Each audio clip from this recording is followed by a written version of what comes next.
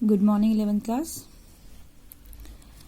Next topic हमें जो आज कवर करना है वो है लिथियम के असामान्य व्यवहार।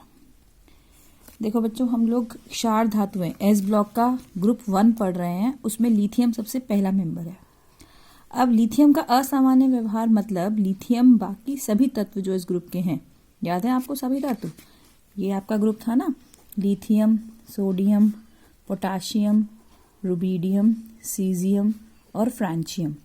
अब लिथियम जो होता है वो अपने ग्रुप के, अपने वर्ग के बाकी सभी तत्वों से कुछ बातों में भिन्न है, यानी कि असामान्य है।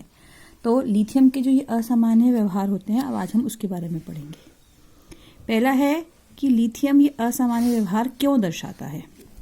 तो फर्स्ट, क्योंकि लिथियम का जो प्लस आयन है, लिथियम परमाणु या उसका जो आयन बनेगा, उसका आकार बाकी सभी की तुलना में अत्यधिक छोटा है। आकार छोटा होने के कारण इसकी आयनन एंथैल्पी बहुत ज़्यादा है, जिसकी वजह से इसकी विद्युत ऋणात्मकता प्रकृति कम हो जाती है, विद्युत धनात्मकता सॉरी। फिर नेक्स्ट है कि लिथियम में डी कक्षक उपस्थित नहीं होते। अगर आप इसका इलेक्ट्रॉनिक विन्यास करते हो, लिथियम का परमाणु क्रमांक है 3, तो 1s2 2s1, 2 कक्षा में डी कक्षक नहीं उपस्थित होते हैं। ये भी इसके असामान्य व्यवहार का एक कारण है। उसके बाद लिथियम के जो धात्विक आबंध होते हैं वो बहुत प्रबल होते हैं, जिसकी वजह से वह अपने आबंध ना टूटने के कारण बाकी सभी धातुओं से, इस ग्रुप के जो बाकी सब मेंबर्स हैं उनसे भिन्नता व्यक्त करता है। ठीक है बेटा, तो लिथियम के असामान्य व्यवहार के कारण क्या है वो मैंने बता दिए। अब लिथियम अपने तत्वों से किन किन बातों में असामान्य है, उसकी बहुत सारी इक्वेशंस, बहुत सारे रिएक्शंस आपकी बुक में दिए हुए हैं। आपको इसे भी 4-5 अभिक्रियाएं या 4-5 गुण इसके जो असामान्य हैं वो प्रिपेयर कर सकते हैं। कारण बहुत इंपॉर्टेंट है कि इसके असामान्य व्यवहार के क्या कारण है वो जरूर प्रिपेयर करना।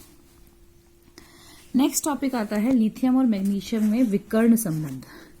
देखो, जो हमारा वर्ग 1 है क्षार धातुओं का, उसमें सबसे पहला तत्व है लिथियम। वर्ग 2 पर जाएंगे तो उसमें बेरिलियम के बाद मैग्नीशियम, सेकंड धातु उसमें जो आती है वो मैग्नीशियम। अब कई चीजों में लिथियम और मैग्नीशियम में समानता पाई जाती है। इस लिथियम और मैग्नीशियम में समानता को हम बोलते हैं विकर्ण संबंध, लिथियम और मैग्नीशियम का विकर्ण संबंध।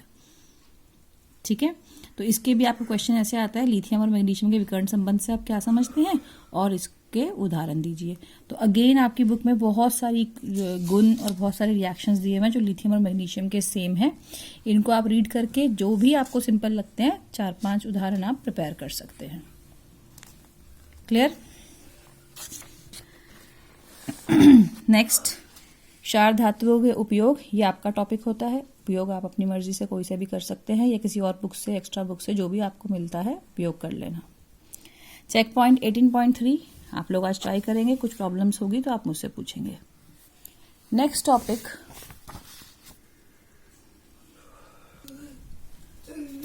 टॉपिक इस चैप्टर में जो आपके हैं sodium carbonate, sodium hydroxide, sodium hydrogen carbonate, साधारण नमक और सोडियम एंड पोटेशियम के जैविक महत्व।